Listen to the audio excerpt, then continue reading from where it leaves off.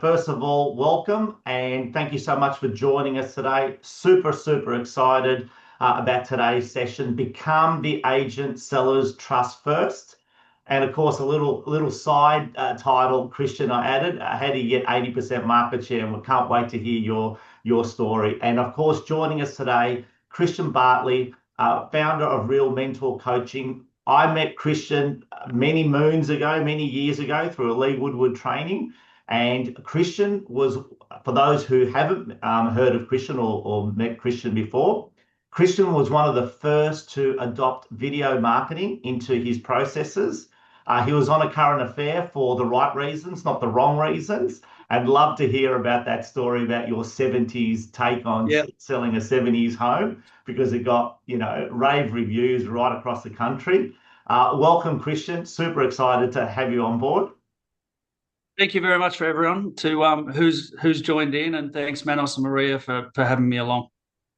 So before we get into it, team, let me I'll hand over the screen to Christian, but a big shout out to all our industry partners. This does not happen, and Black Salt and our conference at the end of the year does not happen without the support of these amazing industry partners. So a big shout out to them. Nothing happens without them. So I know a lot of our members use these services direct, but again, I just want to shout out our appreciation and gratefulness for their support.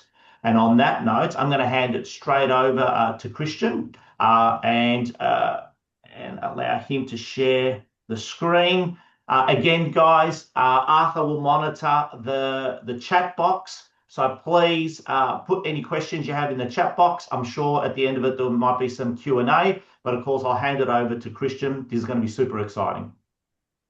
Okay, thanks everyone. So I'm just going to pause on this little screen here, but it's a really good topic about becoming the agent sellers, who sellers actually trust first. And I'll probably give you a little bit of a journey and a story about who I am and where I've come from and what I've done, and probably one of the reasons why Manos has chosen me to talk about this, if that's okay. And then there's a couple of stories. So rather than just continually going through a slide for this session, I'll give you a couple of stories. So hopefully you can relate to them, or you can sort of take something out of it. But so just to give you a bit of a history, I was born and bred in Sydney and moved to Victoria in 2000, at the end of 2000.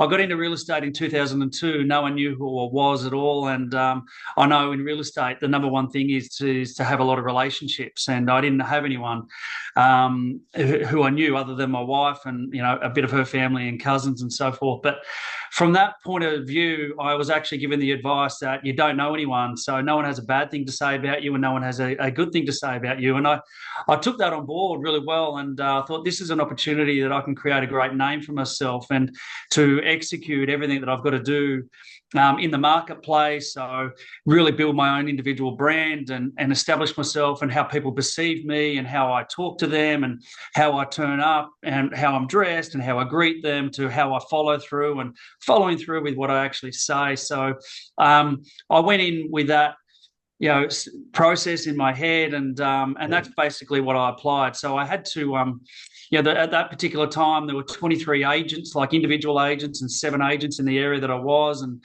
obviously I was 25 years of age, and I was pretty young, and when everyone else is like 40 to 50 years of age, and thought, how are they going to trust myself in this industry? But I just went about how I had to do things and followed through. And really, at the end of the day, it was just delivering outstanding service. It's a bit of an echo there. Is everything okay there, Manos? Yep. Okay. So I just went about my way in conducting, appraisals and buyer appointments, but I really knew that there were 23 agents out there, and where do I want to be positioned? Do I want to be number one? Well, no one's going to actually announce that and tell you that you're number 1 or 2 or 3, but I was like, I've got a position, opportunity here to really accelerate and become good and get a lot of listings. Let's just fast forward from that. When I started in real estate in 2002, and I moved across to Barwon Heads into the office there from Ocean Grove at the end of 2004. We had purchased a house a couple of years earlier and were renovating. And again, we didn't know anyone. Our kids were only like, 1 and 2 or 2 and 3 years of age at that stage. And so they weren't embedded in the primary school where we could meet other families. And what I had to do was really establish my brand out of where I had been operating in Ocean Grove and go across the bridge and get into Barwon Head. So what I did was, there was 2 other agents in the town at that particular time. I'm coming in with zero market share, really didn't know anyone. And so what I just started doing was doing things different to what the other agents were doing. And I walked the streets and letterbox dropped the 2,000 houses that exist in Barwon Heads, and I did that consistently at 5 a.m. in the morning for about 6 to 12 months. I had a number of brochures designed just obviously with my face and my number and details in it, but because in my period of time of living there, I noticed that no other agents were letterbox dropping or do anything. And now I know when I say letterbox dropping, everyone thinks, we don't do a lot of that, and social media has taken over a majority of it. But I still believe very strongly in letterbox dropping because it's a piece of hard copy paper in people's hands. If it's done well, it's done right, and it can be executed precisely to generate a lot of appraisals, and we can talk about that today. But so what I did was I had zero market share, and anyway, let's just fast forward. Within 5 years, I got up to an 80% market share in that town, and because I followed through with everything that I was going to say that I was going to do. So if I got invited to an appraisal, I delivered a pre-listing kit. No other agents were delivering pre-listing kits. I learned the art and became my own architect of how to deliver a listing presentation and perfect it perfectly. But then I also had a real recipe on how I followed up every single appraisal. I didn't just give the standard presentation. I followed up with a personal message to each individual person, a personal thank you note, whether it came with some chocolates, whether it came from I got a magazine from the news agency because I could see their child had a love for soccer or a love for motorbikes, and I'd buy a magazine and give a thank you note with that. And so I'd just be highly complimentary, but also demonstrating that I was very, very interested and keen to take on their listing. So from that, I just continued to market myself, and I wrote a lot of articles for the local newspaper where they started appearing every fortnight. And, that's probably going to lead me into this presentation because there are the little things that I did different. But what it did from an overall making a strong effort and not relying on the phone to ring and not relying on the phone calls and the inquiry to come in just because I was under a particular brand or under in an office. I actually thought I've got to generate these phone calls, and I've got to generate a view of how people see me, and I wanted to have a professional relationship with everyone in my marketplace, and I needed to guide them in how their assets were performing in Barwon Heads. Now, I also had this philosophy that if someone had $1 million sitting against shares, and now let's just say Telstra shares, okay? The Telstra shares on the stock exchange, if you had $1 million invested in that, then you'd be probably watching how your money is performing every single day, at least every single week. You'll be clicking on to see how Telstra is performing. It's probably a bad example, Telstra. I know what everyone thinks about Telstra, but let's just use that as the example. You'll be clicking in, logging in to see how the share is going. So I took that approach in terms of everyone who owns an asset in the Barwon Heads market. And it's my role to deliver to the community about what is actually occurring in the marketplace, what the days on market is, what the highest price property that's been listed in the marketplace over the last 3 months, 6 months, or 12 months, what the lowest price property that has been actually sold, and how many people are coming through open for inspections, how many people are offering on properties. And it was my role, I saw, to communicate that message to everyone. And then I also dissected and coded up the entire area of Barwon Heads into 13 different area codes, so I could then segment the market and communicate to the owners of a particular area code the properties that were coming on board and being listed and sold or had open for inspections or had auctions, that they got communicated that information via SMS and via email and via letters as well. I didn't communicate and saturate the entire market and blanket drop the entire market every time there was an event that occurred. And what I mean by an event is just listed, an open for inspection, an auction, or a just sold, or even just a sort of market summary in that particular area. I broke that area into different areas, but I didn't blanket it across the whole market. And that's why I micro-marketed our database according to the market map that I drew up on our board in the office, and circled particular areas that were relevant to each other. So, for example, I had area 1, and that congregation of all the homes and real estate in that particular area, they could relate to the properties that were coming on board that were being listed and that were being sold. And so I would communicate via SMS, just a simple text message to say, just because as you own a home around the corner from 10 Smith Street, we thought you'd like to know that this property has been listed for X amount of dollars. And then we'll let you know when the property sells, and then you follow through and communicate with the sale. And as we listed properties and we communicated that messages, people would continue to reply or communicate back to us. So then we knew that those messages were working. People would then, off the back of that, be informed before they see it go on the internet. They would see it before the signboard would go up. So they would elevate our service levels were higher than anyone else's. So we just kept on doing that. And we also kept on letterbox dropping. And then when social media came in, obviously Instagram started 2012 or 2013, we jumped on board with that and we started doing everything. So when you see you got a company that can do a hamburger with a lot, and Manos, you referred to before about videos. Yeah, I excelled at that, and probably a little bit premature. We did a lot of creative videos, and I did a lot of auction sort of charismatic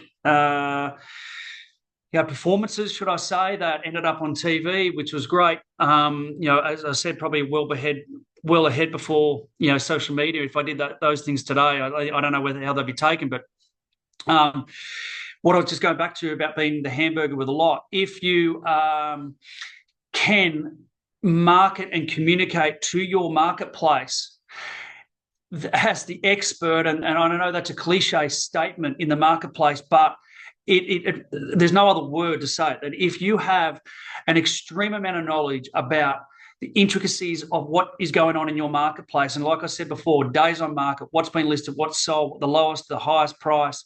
And you can help people move in the best particular way. You can have the best presentation. You can build referrals. You are seeing your name on social media. Your videos are going out. People are reading the local newspapers and they're reading your articles. That elevates you to be the trusted agent. And that elevates you to become the agent that sellers want to engage with first. So before you actually even arrive, most owners have probably already got their mind made up based on the perception of the brand and based on the perception of your behavior in the marketplace, what they've seen, what they've read, what they've heard about you and your brand. And many moons ago, it used to be all about the brand, like the Ray Whites and the LJ Hookers. But nowadays, it's about you as an individual agent under that brand, not so much about the brand. So it's how you actually perform, how you interact to the marketplace. So let's just say, for an example, you do. Richard, sorry to interrupt you, but just it's so important to understand that comment, that point that you raised, that they've actually chosen you before they've actually met you. They've probably made a decision to use you. And I just wanted to highlight that because CoreLogic did a study about 8 years ago, and they actually asked a whole bunch, about 300 sellers, and 60% of them, so it was more than half, who said we actually selected the agent who we're going to use before we met them. It was just up to them if they stuffed it up in the listing presentation. So everything that you're saying is backed up as well by research. Sorry for... Yeah, spot on. So let's just micro market that down, for example. And I know there's a trainer that I met almost 20 years ago, and he used the word gestation period, okay? And gestation period was referred to me and used as the period when people are going to sell, but they don't know that they're actually going to sell yet. But it's like when you want to go and buy a brand new car and you start to see that car everywhere. So they turn up to your open home because they're curious, because it's just down the road from them. They come in and have a look and say, oh, that's $1.5 million. I wonder what we'll get for ours. but their brains start ticking along, and they start noticing other properties and what properties are sold for, what's been listed, and all of a sudden, within 6 to 12 to 18 months, that particular person's come on the market. Now, every time when you list a property, they're going to start to assess the days on market, and they're going to start to drive past that signboard or be aware that that property is on the market for sale. When they come through the open home, how is the styling and the presentation inside that home? So let's just imagine you take a home to the marketplace and it's an empty house, or it's tenanted, or the owners are living in there, and the furnishings aren't brilliant. They're not great at all. And you run that campaign for 90 days and they withdraw it from you. Then another agent comes in and gets styled, rephotographed from a day to a nighttime, and then it looks amazing. And that owner that looks down the road that went into it when you had it, and then they come back and see it, you can see how there's a shift of perception of what that owner down the road has of the new agent that's taken it over, that's elevated with styling, new photography, and then, let's say, goes on to sell it. And so it's just there's a hamburger with a lot approach. You have to be a perfectionist in everything. And sometimes you might have to say no to taking on a listing if the owners aren't prepared to do the styling, because it's got to fit in with your brand. It's marketing. You're trying to maximize the sale outcome for that particular owner, but you've also got to stand in front of it and go, this is rubbish. I'm not going to take on this. And because the owners who live nearby, who are assessing you without you knowing it, they don't know the conversations that you've had with the owner. The owner doesn't want to do that. But after a period of 90 days, they're then going to blame you, and they go with a new agent and they hear it for a second time. So sometimes it's better to say no than take it yes, because at the end of the day, you want to be the seller's trusted agent from the very beginning. Now, let me just get into this little slideshow that I've prepared here. And now, why isn't it sort of clicking? Okay, there we go. So first up, it's probably important that we just have a quick cover off why sellers don't choose you. And first up is that you showed up too late, right? Simple as that. So again, people will judge you. There's a debit and credit column. Don't create a debit for yourself if you're going to show up 5 minutes or 10 minutes late without even communicating them. Wouldn't it be better to have a confirmation that you actually are the meeting and appraisal that you're going to have is set for 10 a.m. and you do confirm that earlier in the morning or the day before. So just as a reminder, it's a nice little polished way to do it. You look like every other agent. You have the same pitch, the same comparables. Most agents these days are delivering a price finder or an RP data printout and paper and taking that in. It is exactly the same. So if you're delivering the exact same, expect no different result, because all the vendors are going to be doing is they're just going to decide on your fee and price. You need to create and articulate a completely different way on how you pitch and present to the owner. Okay. Now, when you go in, don't talk about yourself. Okay. You just can't just talk about you. They don't care about the awards that you've got, the volume, the years in the industry. They only care about their property, their value, and how it's going to be transacted in the marketplace, in what method and in what price, and whether you are an agent with initiative and you have plan A and plan B. Well, hopefully you don't have to ever use plan B, but don't go in there and talk about yourself. And the next thing is, don't rely on the appraisal to win the trust. You should have been winning that way earlier. By the time you're sitting across the table, trust should have already been built, because they should have a perception on who you are in the marketplace and how you behave. Okay. Next slide. The decision is already made before you arrive. The real game isn't winning the listing, it's winning before. 70 to 80% of the owners will have already made that decision, like what I just said. You're not competing at the appraisal. You're competing in the marketplace before the appraisal, before you are actually invited in. And that's one of the reasons why you've been invited in. Okay. Sellers might choose you in the moment, but the decision was built over time. Okay. Most choose what they've seen over time and who they trust to get the best result. The goal is to become the agent they already trust before they call you, and which is why I just started this little session with that explanation about how are you perceived, how are you seen in the marketplace. Where you want to get to in an ideal world as an agent in a market is you want to have the client saying, if we sell, we're calling you. And there's no comparison shopping, little negotiation, all trust is already established, because you got to also remember every buyer in the marketplace, and I don't know what it's like nationwide, but in our marketplace, I knew that there was 40 to 50% of buyers in the marketplace shift around and move within the market. And I'm sure a lot of people can relate to it because people are downsizing, they're upsizing, they've got kids and they're growing. They've gone from a unit to a house. Then they want to downsize their debt amount, okay? Or they divorce, but they split the two couples, they still stay in the same town. So buyers who are coming into the marketplace where you are always going to become a potential seller if they even buy a home from another agent in the marketplace. So if you can deliberately exceed their expectations when you are servicing them as a buyer, then they're going to remember that level of service that you delivered. And don't they want that level of service when they choose to sell? So that's how you've got to remember that. And that is also, this is where it really starts becoming the seller's trusted agent beforehand. It even works when they are buyers before they're in the marketplace. So as I said, if we sell, we're going to call you. And that's what the statements that you want to have said to you all the time from sellers in the marketplace. So content that builds trust. You need to have just sold communication going out to your marketplace with real insight about the actual campaign that you've just completed and successfully sold. What are the buyer trend updates? What are buyers really searching for in the marketplace? And have the communication with hyperlocal news. What is going on in the community? Conversations that trust and build trust. So don't just deliberately send emails and SMSs and letters. You need to have the conversations over the phone as well. So market update check-ins. You've got a list of past appraisals that you've had. You've got a list of potential buyer conversions of buyers who are in the marketplace looking to purchase a property as well. Give them helpful, relevant insight. Not are you selling phone calls.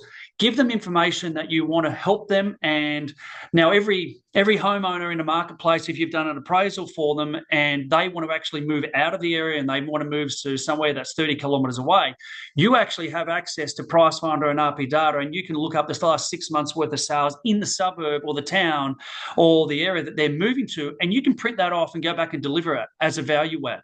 So that's a conversation that can build trust because you are there to help them, okay? So position that builds trust, share bold opinions, be direct, lead conversations, speak with certainty and authority. Make it sound like you actually are the expert, right? Deliver it and be certain in what you actually say. Stop chasing listings and start attracting them. Again, remember we're on the topic about being the seller's first agent to choose based on trust. So show up consistently, commit to a visible presence in your marketplace every week, not just when you need a listing. Add value first, educate your market, share insights, and help with an agenda. Give before you take. Okay, speak with authority, share real data, bold opinions, and confident insights. Position yourself as the undeniable local expert and trust the process. What's going on? Market conditioning takes time, but the agent who wins the market wins the listings. So see yourself as a broker about you educating your marketplace about the values, about the movement, how the speed of movement in the marketplace, the level of investors in the marketplace, the level of tenant inquiry that's coming in, the amount of days on the marketplace, and all the how slow the market is. And more importantly, in every real estate, please don't take this as an insult because I know we're all very optimistic and very confident in the marketplace, but every single real estate video that I ever watch, and we've been through Manos, we just talked about 5 downturns in the market. And, I was there in GFC in 2007 and 8 and the Royal Commission and the ups and downs and the COVID and whatever. But what I would prefer to see now is to people to be honest when the market begins to slow. Use those words. Most real estate videos that people are communicating on social media or on their weekly email, they're all saying the market's fantastic, the market's great, the market's good. We've had a lot of activity in the last, I'm going to call it, it's a bit of bullshit, right? And now I know you've got to be optimistic, but you can deliver the optimism in a factual, statistical way. You can see that you basically need to, you can't be too positive because if you're going in to have 3 to 4 vendor meetings with vendors who have got a property on the market for sale with you that's 5 to 20% over market, but you've just said a video that's saying how fantastic it is, it doesn't correlate with each other. So get smart in the delivery of, back it up with some stats and facts, and don't be scared to say that the market's on a downturn. Now, the ladies in the resort. Sorry for Yep. interrupting, but I have to share this because you brought up a really invaluable point here. Just say it the way it is. Just a week or two ago, I did a video. Someone asked me, "Is this a great time to sell?" And I said, "This is a great video to do, right?" And I just gave the three positions most people are at. And when you say the truth, and I got direct messages from it thanking me, and I said, if you're upsizing now, this is the best time to be selling because of changeover costs. You may not get the price you think for your current property, but if you're going from 1 million to 2 million or 1 million to 1.5, changeover costs are going to be lower than they've ever been. If you're going sideways, makes no difference. If you're going from 1 million to 1 million, it's just the changeover costs that you're going to find in any marketplace. If you're downsizing, though, if you're going from 2 million to 1 million, that's where the challenge is because that's going to be the bigger gap. So, and again, I put that video out there and I've got direct messages, people saying, thank you. That's real honesty right now. And anyone coming to market, let's be truthful, Christian, you just mentioned 5 times you've been through it, what we were discussing earlier. And it's so important for everyone to understand in this downturn, in this, we're moving to a buyer's market. If not, most marketplaces are a buyer market, maybe not so much in beautiful In Queensland. Victoria, we are, yeah. Queenslanders, yeah. But at this point in time, anyone coming to the market understands the market. And you said it earlier, Christian, everyone's aware of what's going on. They've got the information. So again, don't shoot yourself in the foot by bullshitting it. The lady at the Reserve Bank, I can't remember her name, but she stands there. They're talking about putting interest rates up because of the way the market is. There are people. It's just the truth. The economy is the economy. But the answer is, if someone says to you, Manos, is it a good time to sell in the market? It depends. It depends because if they're selling to buy in the same market, it's irrelevant. Yep. The movement's exactly the same. But the answer is, there's a market for your house. It's just down to price and what their mental expectations are from, let's say it bluntly, in COVID in 2020, 21 to the end of 22, the market flew. Some people still have an expectation. And if you are communicating that level of confidence about prices still being there, then you're asking for danger every time that you're going to have conversations with a lot of owners. So back it up with stats and facts and be realistic about what is going on in the market. What does fantastic mean anyway? Like how many does it, when I was running the business during COVID, we were 45 sales a month out of our one office that we had. Now, our normal marketplace was anywhere between 15 to 20 sales in a month. And then we exceeded up to, I think it was 47 sales in one month and listing something like 35 to 40 in the same month. Like it was flying and busy. And we would then say in front of the camera, it's fantastic. And then 2 years later, when the market's completely dead, agents are saying it's fantastic. Well, it's not. It's just there has been a decrease, but the great news is that there is still a market. It's just price sensitive, and and no one's going to force anyone's hand to sign a contract. They're going to sign it. They're going to be educated themselves. And if you're buying and selling in the same market, it's irrelevant. But if you are selling in Victoria to move to Queensland, the margin, the gap's probably got a lot bigger. So just coming back onto the slides, from inquiry to sale. Okay, so most people will talk about sales and how many sales I want to actually do, but what your job as an agent and is even a brand new agent or an old agent is not necessarily sales are the outcome. Sales are the result of everything that you've done from the lead generation perspective, from your lead generation role in the business and building your own brand. Okay, a sale will only occur after you've got a listing. You'll only get a listing after you've conducted an appraisal. You'll only get an appraisal after you've generated a lot of inquiry. And how do you get that inquiry? Is communicating to your marketplace about all the activity that's going on in the market so they become informed. So you have got social media presence to be able to use that platform to communicate all the different types of information and relevant content information to your marketplace. You've got signboards and branding out there in the marketplace. So I know it just sounds pretty boring, but let me just use an example of Marty Fox at White Fox. He nailed this with his beautiful arch brands that he patented. Now, no one else can touch those, but that is a significant perspective of being different in the marketplace compared to all other agents, because it's modern, it's innovative, and they're beautiful boards that when someone drives past and sees those, what resonates inside their mind is modern, innovative, and up-to-date and different. And that's how a seller potentially wants their property to have that signboard at the front of their place, how beautified it is. Now, that's just an example I'm giving you about signboards. Good on you, Marty, for nailing that with that.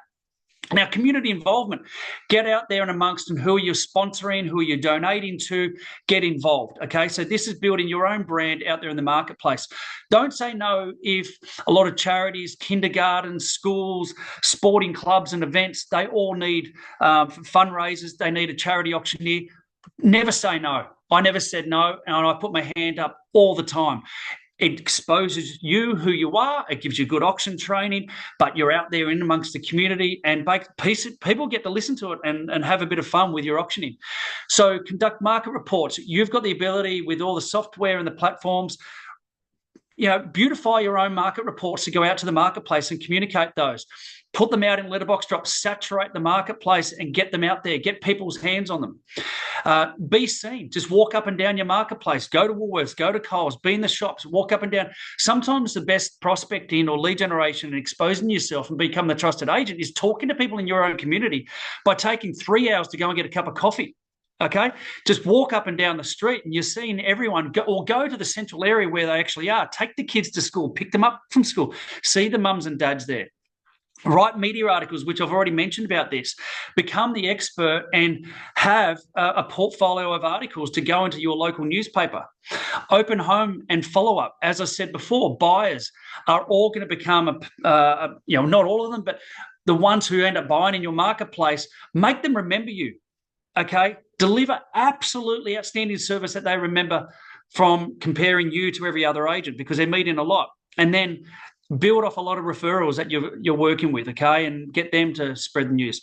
Now, here's activity that agents in the marketplace or you're in an office can actually do. These are all here's your checklist about what do you actually do to the marketplace and get it out there. So you've got just listed activity. I'm not going to give you the actual scripts and dialogue. I'm not going to give you the text message and the templates that I've got to do all this. I'm not going to give you the documents to hand this out. I'm just giving you a bit of a grey area here, but I'm giving you some bullet points. And if you want help having all this stuff, then reach out to me afterwards, because that's what I'm doing now as an implementation process with Real Mentor. But go ahead and design these yourself. Just listed activity, just sold results, strong buyer demand. Communicate that to the marketplace, what's going on. They're conversations that you can have with owners and sellers in the marketplace or pre-people coming onto the market.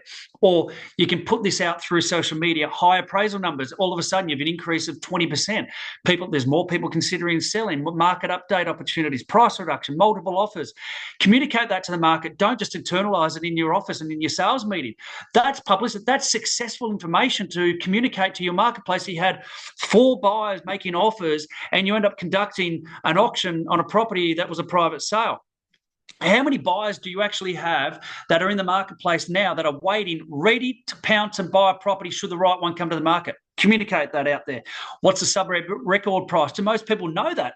If you were to sit at a cafe and listen to a couple that were next to you on the table and you heard them say, did you know that the highest priced property in our marketplace was X amount of dollars and the lowest price was this? And I got that information from Christian Bartley. That's the kind of content and information you want to have being discussed out there in the community, because people love stats, they love facts, and they love success, and they love knowing that they own a home in a marketplace that's performing really well. Give them quarterly and annual market reports, seasonal campaigns, and then rental to sale conversions. All right. So there's a little checklist for you. Now, when you're delivering this, and don't stop delivering it, because what I started doing was doing all that and never stopped. And that's why Manos, coming back to why we were able to get to 80% market share. Now, if you wanted to go on to Bellarine Prop, or go to Barwon Heads Real Estate right now, right? If you went to Barwon Heads, I did this a couple of days ago because I was coming here and doing this. If you went to Barwon Heads, realestate.com, count a Bellarine property, you'll count how many properties there are, and you'll equate that there's 71% market share right now with Bellarine property in the marketplace. Now, I haven't been at the office there since I sold out last year for 9 months. right? The most we ever got to was 80%. I've walked out the door. Christian Bartley's not there. It's not about me. It's about the brand, and it's about the team that still exists that are there. They are running a system. They are communicating what I built and designed and created over the last 15 years there, and probably 23 years of my knowledge in the industry. They are continuing to do it and are still sitting at 71% market share.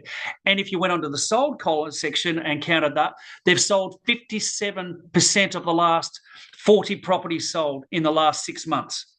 So everything I'm saying, it's not like what I actually did. You've got the ability to do this too if you actually execute it right and put a system into place to make it happen. And when trust is built, you'll walk in, you'll get invited into homes, and you'll have shorter listing presentations. You'll have a stronger feeder fence. So everyone out there in Victoria is pretty much almost, quoting around 1.1 to 1.6 or 7%. Now, the guys at BLAC Property, because they've got the ammunition on their side and they've got the market share, they should be you should be quoting 2.5%. I don't know what they are, and it's not here to discuss, but more referrals will come for it because you're meeting more buyers in the marketplace. They've got 71% of the marketplace, so they are meeting 71% more buyers in the market. That's a strong dialogue to say to a potential seller and to also broadcast in the marketplace. Okay, so when trust is pre-built, it's a powerful thing. These are the 3 decisions that sellers actually make, right, that you may not know. Do I know you? Are you showing up consistently in their world, in their suburb, in their feed? What are their conversations? If they don't know you, if they don't know you exist, nothing else matters. Do I trust you? Have you shown up with real insight to them over time without an agenda? Trust isn't a moment. It's a pattern that they've observed through consistent behavior of you communicating to the marketplace. And will you get me the best result? And I think if you can understand what I designed and built in the business to what the guys are running with now, and that's why I shared that 71% market share, when they are walking into a home, there's not a lot of competition they are up against. And you can demonstrate through data, stories, and proof that you're the agent most likely to achieve the outcome. Now, this is what sellers subconsciously are making their decisions based on those 3 things.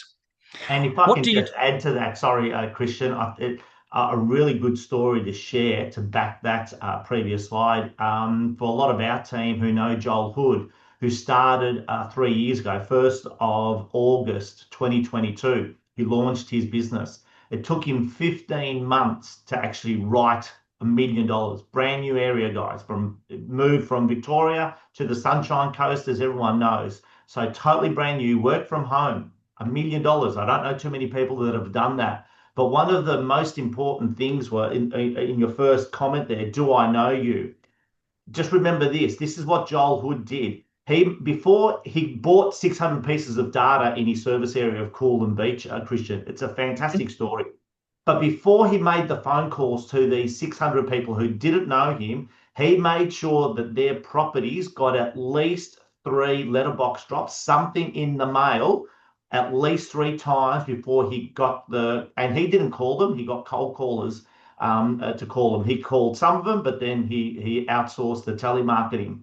And the comments that the telemarketers got were, because they do this all the time for other agents, he goes, it was chalk and cheese compared to other agents we've worked with. They already had an idea of who Joel Hood was. Well, the majority did, because they'd seen some collateral in their mailbox. Oh, he's that new guy that we're seeing in our letterbox. He's the new guy. Oh, I think he's just listed something.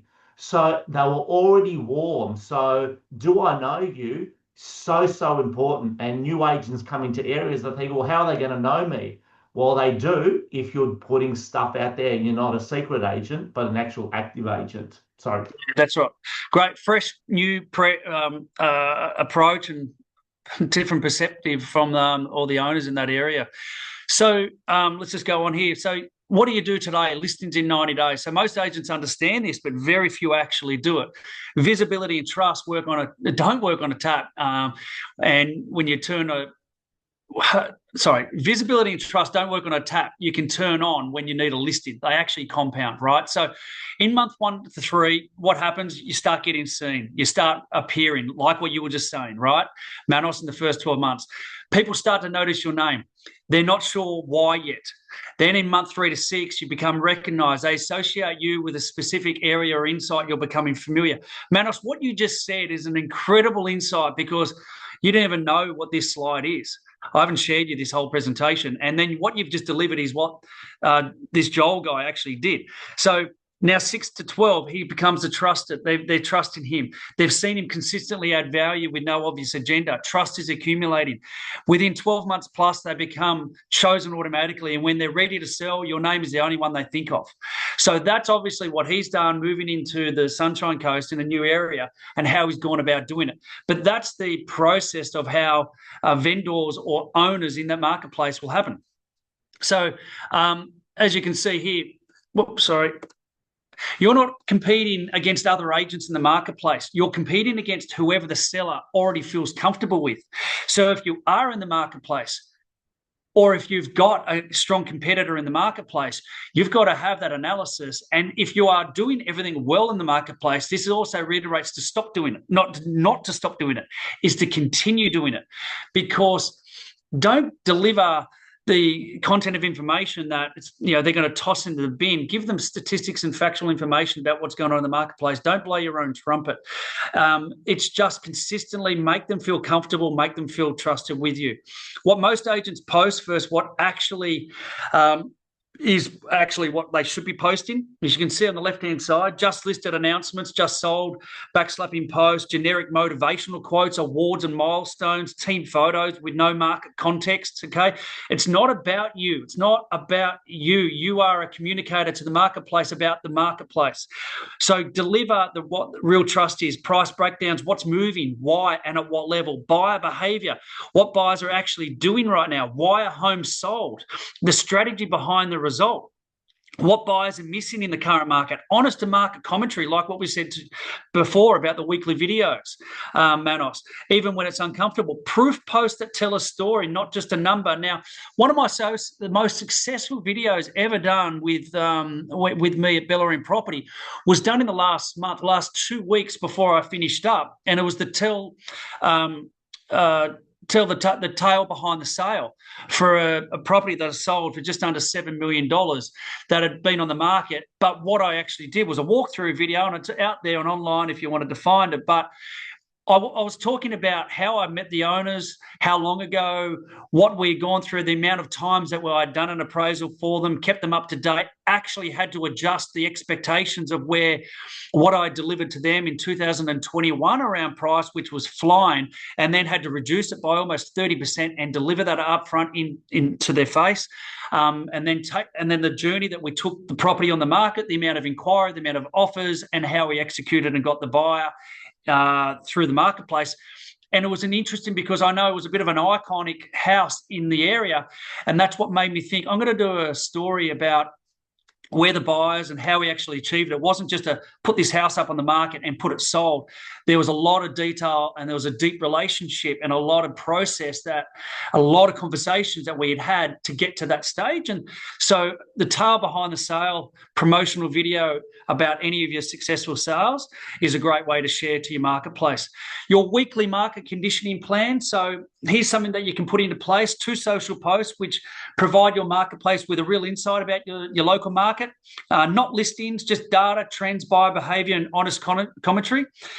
5 value conversations, so check-ins with past clients, warm prospects or referral sources, no agenda, not asking if they're going to sell, just say, I thought of you, here's what I'm seeing in the marketplace right now, thought I would share it with you. 1 local market update, so a short, sharp update video, post or email focused on one suburb or street. Be specific, hence why I was talking about how I broke my areas down into area codes, and if you've got an area coded market, you could do that for an area code, not have to do it for a street. And then 1 proof post, so a sale result, a client story, like what I was just talking about, with a tale behind the story. A real story and why this actually works. So if any one of you can relate to, or if you haven't had this occur, you may get this opportunity if you execute a great system in your business that a seller says that they've been following your market updates for the last 14 months. And by the time they were ready to sell, there was no decision to make. They called you, they set the appointment and signed an authority on the same day. No pitch, no competition. That's the goal. That's what you're really aiming for, okay? So, and then you've got a seller who chose you over a cheaper agent. Another agent quoted a lower fee. The seller chose you anyway, not because of your marketing material, but because they'd watched you demonstrate expertise consistently for 6 months, 12 months. You weren't the cheapest option. You were the safest one for them. So that's the ultimate outcome, what you want to get to, and be able to have that level of confidence and just competence in the marketplace being demonstrated. These aren't lucky outcomes. This is all the work that you've got to create in the market environment. Remember, you want to become the trusted agent. You want to become the one that they feel most comfortable with and feel reliable that you are the most successful, competent, and understand the process and will achieve them the best result. So the challenge, if someone in your core area is thinking of selling today, are you actually the first person they're going to call, or are you just one of the three that they're comparing? That's a question for yourself to answer. The agents who will dominate listings in the next 12 months aren't waiting for the market to turn. They're just going to continue. The market's turning year in, year out. They're building trust right now in the quiet. So when sellers are ready, there's no competition. Okay, now I've got another story for you here. But before I go into this one, Manos, you actually brought up about my auction before, I think. And I don't know if everyone was tuned in to listen, but in 2010, I was selling a property for, it was only like $400,000. And, but the house was a holiday home in Barton Heads. The decor was a 70s group. It was shagpole carpet. It was pretty cool actually, but it was a shocker, right? But it was a 1970s classic. So I was auctioning the property. I had registered buyers, not registered because you don't have to in Victoria, but I knew that we had buyers. So I turned up in a 1970 Holden Kingswood. I rolled in like within 1 minute past 11 a.m. in the morning. I had a full crowd around standing on the street. And here comes this car honking a horn, had to get through to park out the front of the property in front of the signboard. I jump out of the car and I'm wearing flares and a 1970s shirt and I've got an afro hair on. And everyone's thinking, what is this loony doing, right? But what I then did was I went straight into role play as being the auctioneer and successfully auctioned the property, put it on the market, and we sold for $40,000 over the market. And what I was doing at that particular point, and I get charismatic, I get entertaining, but I knew that I was going to have a successful result. So I thought, I'm going to brand this. I'm going to make it a bit of fun. It's marketing to me at the end of the day. I wanted people to walk away from that going, wow, that was fun, because what have they been doing? They've been turning up to other auctions and everyone's just standing there. The auctioneer's reading the rules off the piece of paper. I know the rules off the top of my head. I don't need to have a document. I can introduce the rules, the auction, the terms and conditions, and say it straight like I'm talking right now. And so I've practiced that over years, but that's the point of difference. And then when I'm entertaining and then get a successful result, then deliver it with a polished version as an auctioneer, then that's where the Geelong Addy and the Herald Sun and then tonight ended up wanting to have the whole story, and I had to get dressed up into my routine. But what then happened around our community in the marketplace was I got seen as a bit of a fun agent. I was successful and also thinking outside the square. But I then became the agent who also could do things differently to what my competitors were doing. So that's the key thing here, is do things completely different, but do it with love and do it with passion, do it with energy and do it with enthusiasm. But I've also got a systematic brain behind me, which has been able to allow me to build a lead generation and communication system to the marketplace, which then has in return to be able to build a lot of business for the company. Now, that's the story about the auction one that you were referring to. I'm just now going to talk to you a little bit about meeting John Marr. John Marr's a fantastic human being, lives in Melbourne. And I didn't know at the particular time when I met John that he was a real estate agent. In fact, he's got his own company in Melbourne, sells a lot of stuff all off the plan. 360 Property Group is his name of the company. But I met his wife and his mum. Okay, this is a little story here. This is 100% a true story. So 14 Golightly Street in 2005, there I am as about a 28-year-old, 27-year-old. I'm doing an open for inspection there. And let's just say John didn't turn up, but his wife, Sam, and mum, Joan, did. they didn't like the property, or I had to follow up, and I spoke to them there. But on the Monday, I phoned them. I didn't connect. On the Wednesday, I phoned them. I didn't connect. I finally connected with them on the Friday. But each time I phoned on the Monday and the Wednesday, I left the voicemails, and they didn't return my call. But I consistently called. Now, a lot of people can quit after that if they don't make a connection. I called 3 times. I got the third final connection. I asked what the feedback was, and I asked if there was any level of interest in the property. She said no. She said, look, we're actually comparing, we've got a property ourselves. So I was like, okay. What she actually ended up doing, she told her husband, I didn't even know that they owned another property, but she told her husband that she wanted him, John, to meet me because I was enthusiastic. I followed through. I obviously seemed like a reliable agent acting on behalf of vendors. Little did I know that her John was doing a development in our town of Barwon Heads, and which is this second one here in the middle at 41 Hitchcock Avenue. So he included me in the sales of that project, where it ended up selling out for $2.5 million.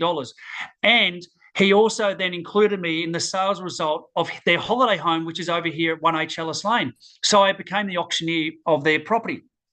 Okay, so from delivering and doing my job, delivering good service to Sam and Joan, who were buyers who came through that, I then became a listing agent at 41 Hitchcock Avenue. Their holiday home at 1H Ellis, I became the auctioneer and listed and sold that. Then what happened after that, I got a last residential development area in Barwon Heads, and I called John, knowing that he's a developer, and he purchased that for $5.2 million and cut it up into 36 blocks of land. John then came back to me and said, can you sell the 36 blocks of land? Turned into $14 million of transactions, okay? By this time, it was 2013. And then a few years later, in 2014, the person who bought 1H Ellis Lane came back to me because we'd been communicating with them, right? And we sold that again for $1.25 million. Then I had the owner of one of these townhouses, the one on the left-hand side. They decided to say, we want to sell the property, but we don't want the property to go to marketplace. I knew that all the historical buyers that had bought properties on the waterfront in Barwon Heads usually had a connection to Barwon Heads because it's $3, $4, $5, $6, $7 million worth of value. So they wanted to sell that property for around $4 to $4.5 million, but they didn't want to go to the marketplace. So while there's a black envelope on the screen, I did a personalised letter to every single homeowner that lived in Area 1, Area 2, Area 3, Area 4 and 5 in Barwon Heads, where I knew that potentially they would either know a friend, and I communicated that out and said, we've got this townhouse here on the left-hand side. Well, now over in 2017, I sold that townhouse for $4.4 million. The person who bought that for $4.4 million was the person who bought that 1H Ellis Lane for $1.45 million, right? Sorry, they bought it for $1.25 million. Then we had to sell it for them because they were moving into the townhouse. So we sold the 1H Ellis Lane property again for $1.45. Then the buyer who bought that decided to sell it again, and they sold it for $1.7 million. Now, it sounds like there's something wrong with that property. There's not, but 4 times over all the years, okay? But the last sale was at $1.7 million. Now, the person who bought the one on the townhouse on the left-hand side of the screen ended up becoming a buyer on the right-hand side at 2A Talbot Street at $5.2 million, right?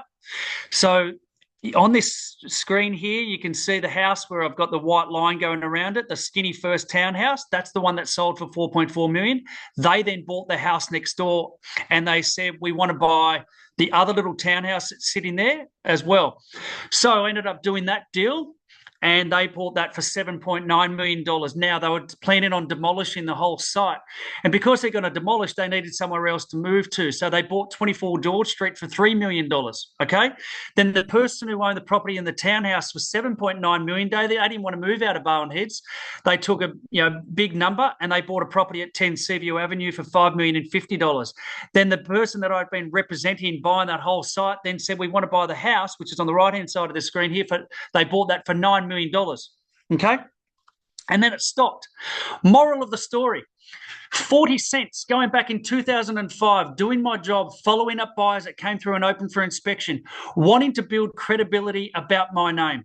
not have debit against me, wanting to build a brand about who I am, Christian Bartley, not about the brand that I was within. But by following up and doing my role, I sold 54 pieces of real estate.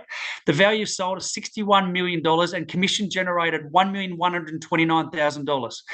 Now, if that's not what real estate is all about, and that's just doing my job, following up buyers. So you never know who you're talking to. Now, I was not even talking to John, I was talking to the wife. Now, if I ignored her and chose, because I just didn't feel the energy on that Monday or the Wednesday and the Friday to follow her up, what could have been completely different in my career? I wouldn't have this story to tell. I wouldn't have $1.1 million of generated commission and $61 million of real estate being sold. So the final question I've got for you all here is, how are you different to all others? Thank you. And that's me. Oh, that was amazing, Christian. What a way to end it with those numbers. You like you probably know me well as well. I track the return on investment, and I've never seen that return before. So congratulations. Yeah, and look, like so many people, you know, a buyer buys a property and you get their property for sale, and then someone buys their property, you get theirs for sale, and there's a chain reaction. Yeah. That's obviously my best chain reaction. There's been a lot of little mini ones, and a lot of people have those, but it's just the fundamental thing that it comes back to: where did it all come from? How did that relationship start? And it's becoming the trusted agent this is the essence of what you wanted me to talk about today. Yeah, 100%. It's becoming the agent they choose before they need an agent. They've selected you before they need an agent, and that is the theme behind everything. That's how you become an attraction agent. And guys, I'm sure everyone's heard these familiar fundamentals, the basics: always be seen, consistency, be in their letterbox, be on socials. You've got so many channels now, and we have seen agents who are applying these fundamental principles weekly, monthly, quarterly, half yearly, yearly, and then suddenly they're successes. But a lot of people forget about the hard work and that grind that they've done, just like Christian shared today, on that consistent basis, and not flinching, not doing it for 3 months and then taking 3 months off or 6 months off and then trying again. Please, guys, questions. I'll throw it out to the thanks, great real estate Christian, the GOAT. Love it. I'm Scotty Brown. Love it. So, team, approximately how many homes per micro market area? Great question, Brendan. What was that? Sorry. Approximately how many homes per micro market area? Oh, yeah, great question. So, what I was saying before about Barnhead, so roughly just over 2,000 homes there. We divided that into 13 area codes. And look, to tell you the truth, I actually don't know, but I'm going to be approximate there, that it's roughly around about the 250 to 350 homes in a particular area. Some are smaller because we had one area that's called Warrenbean Court, where it was a large subdivision 30 years ago that they divided into acre allotments, and so that became an area code of itself, because everything else that's on 500, 600, or 700 square meters is irrelevant to anything that sells or gets listed on an acre, and vice versa. So you can micro market it down into anything. And then further from that, if you've got a cluster of units, cluster of townhouses, that should be a specific little all units in the area as well. So if you sell a little 2-bed, 1-bath in your area, try and have all them listed as an area code or as a code. So when you list a 2-bed, 1-bath or 3-bed, 1-bath, whatever it is, you are communicating that to all other unit owners, because that's relevant, detailed information. People are too time poor to get saturated with so much. Just micro market it down to what's really relevant to them. Yeah, look, no one's going to be, look, they might be excited there's a $4 million sale in Barwon Heads, but if you're a 2-bedroom unit owner, it's not relevant to them. It's what's relevant to them. Spot on. And we're not communicating a $4 million sale to a 2-bedroom unit because we don't want them to go, why am I getting this? Why have they sent me this? This is like, it doesn't mean anything to me. So you don't want to have that reaction in the marketplace when people are seeing you as unprofessional or not organised. Yeah. But yeah, to answer probably roughly, anywhere from 200 to sort of 300 to 400 Manos in the area codes. Yeah. And again, when Maria and I started selling, as soon as we got into EV real estate, we picked a patch of 190 homes. The median price for all those 190 homes, was around the 450 right up to the 600,000 mark. And we just really focused on that. Another great question. What's the most effective communication plan have you found to the marketplace? I.e. SMS, email, letterbox drops? Yeah, good one. I think SMSs have been extremely powerful. You're always going to get the people that opt out, they unsubscribe, they don't want to hear it, don't take offense to it. It's just a natural thing. We've actually had clients. We've always done a lot of I don't know if you remember the platform Jiggler. Ray Wood created Jiggler, which was a lot of real estate artwork stuff. We used to communicate that out to a lot of markets. Was just beautified, pretty in stats and like infographics and things like that about what's going on in the market.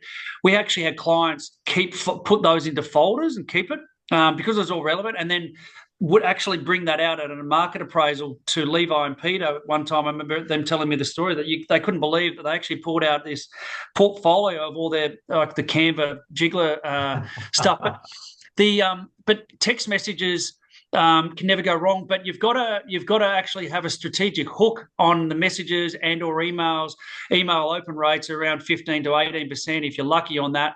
So you've got to have a clever design on a subject heading to actually make them open it, but also have a link or a button on that's going to actually make them order a report that you might be dangling in front of them, or actually book an appraisal with you as well. Yeah. I think the answer to that is a mixture of communication channels, because you need to be seen everywhere. You don't need to be the best. And my blog for tomorrow, team, I hope you read it, my daily blog. But tomorrow's blog is this. He goes, you don't need to be the best agent out there. Yes, you need to upskill. Yes, you need to always improve your presentation. Yes, you've got to be great on communication, critical conversations, presentation, all that sort of stuff. But there's two real things that will make you stand out: your consistency and being visible, right? Just being visible. And number two, speed of reply. Speed of reply is so important. So visibility, you need to be across all these channels. You can't afford not to. Right across from the letterbox through to the digital. And of course, speed of reply. I think today's day and age, speed of reply is just huge. Andrew Lee, if you're a new agent in a suburb, what are the top 6 things you would recommend to do to get to 20% market share in 12 to 24 months, and how much would you budget for? Great question. Yeah, good, great question. So you've got the ability to read in your market where you are working. You've got the ability to read the market statistics and facts about what's going on. So I don't whether your company is or not, isn't doing a market report. You could do one monthly. Now, to get visible and get to be seen out in the marketplace, and I did refer it to something in one of my slides about give before you take. So why don't you, and I'm not suggesting everyone to do this and whether you feel comfortable or not, but go and door knock, give them a market report, summary of their market, and say, look, this is a market report that we're producing monthly, or we're producing it quarterly, or we're producing it biannually. This is an example of one. Would you like to be a receiver of this? And you can collect their name and their mobile and their email address from that, and then you can give them a report, and then you can continually to service then by delivering that market report, how frequent you actually decide to do it. So something like that can help you. And then in turn, you're going to meet a lot of people and you're going to be seen. And then you follow through with what you've said that you're going to be delivering. I would be doing that. I'd be doing what Manos was referring to, his client Joel that moved to Caloundra on the Sunshine Coast, and how he got seen. Saturate the marketplace. It's the easiest way. I'd be doing with letterbox drops and creative designs on it. I would be running some competitions in the marketplace. So you've got a restaurant in your market area. You might want to put in $200 to a restaurant and support them. And you might want to run a competition in the marketplace to say, enter this competition to win a $200 restaurant voucher. And in return for that, people are going to fill out their name and mobile and email, and you're going to collect data, and you're going to be seen, and you're going to be creative and being different to what other markets are doing. Go onto social media and summarize what's occurring in the marketplace, what the highest price, what the lowest price, how many open for inspections there are this weekend, how many properties sold in the last week, how many new properties have come online in the marketplace. Summarize what's going on and become an expert. Learn to deliver the scripts and the dialogues around that. And just once you start doing it, it might feel awkward and it might feel weird that you're getting no response, or you're not getting any reactions and you're not getting people to say anything to you. Just keep on doing it. Never, ever stop doing it. One thing with us, with what I did at Bellarine Property, creating this system, we never stopped and never deviated away from doing it. What we saw, other agents would seldomly just randomly do it here and there and then stop doing it. We just never stopped doing it. And like what Manos was referring to, and there's not one particular method. And what I referred to before was like the hamburger with a lot.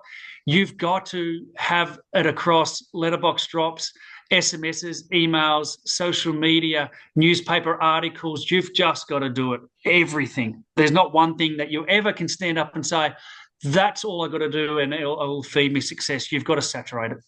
Yeah, Christian, I want to say a huge thank you before I sign off, because I've got to go to my appointment. That was fantastic. Yeah, all right. So much.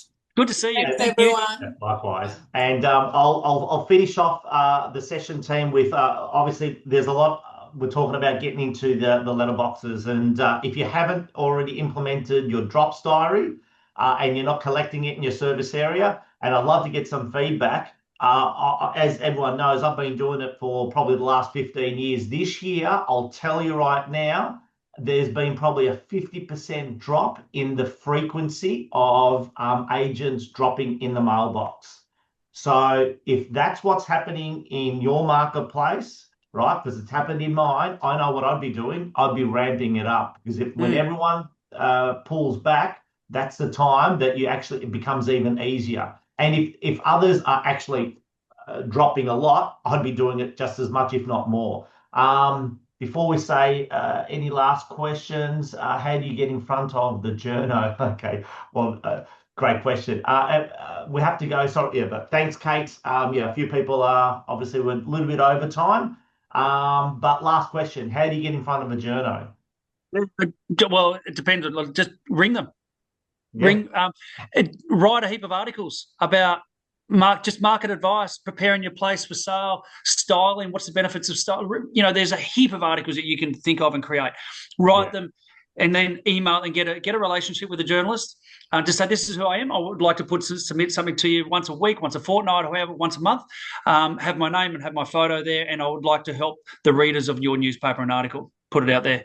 Give them the content. So they're not doing anything. You write it. That's the work. You write it. You come up with the ideas of your subject lines and the story, and submit it. Team, there's Christian's details here. Please reach out. Anyone needs some assistance in this, please. Obviously, Christian is a practitioner of this. He's been doing it for the last 20 years. Now he's sharing all his insights with everyone. Can we give him a big virtual round of applause and a big thank you, team? Thanks. Really was looking forward to it. You delivered, Christian, above and beyond. So thank you so much, and look forward to continuing the conversation, and of course hearing some other great successes. Well, I can't see everyone out there, but whoever is there, thank you very much for tuning in and listening. Thank you, Manos, and I'll speak to you all soon. You betcha. Be good, everyone. Thanks again, team, for tuning in. And we'll see you at next month's session. Cheers.